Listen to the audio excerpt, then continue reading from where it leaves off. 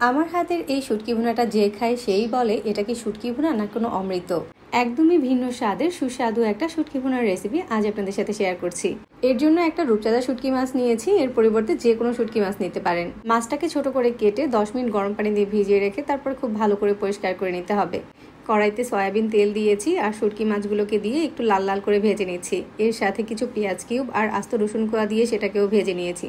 এই তেলের মধ্যে 1 কাপ পেঁয়াজ কুচি দিয়ে লাল লাল করে ভেজে নিয়ে হাফ চামচ করে রসুন বাটা, আদা বাটা দিয়েছি আর হাফ চামচ ধনিয়ার গুঁড়া দিয়েছি। মশলাগুলো একটু ভেজে নিয়ে 1 চামচ হলুদ গুঁড়া, 2 চামচ লাল মরিচের গুঁড়া দিয়েছি। যে কোনো শুটকি ভুনাতে তেল আর মরিচের পরিমাণটা একটু বাড়িয়ে দিবেন, তাহলে দেখবেন খেতে ভালো লাগবে।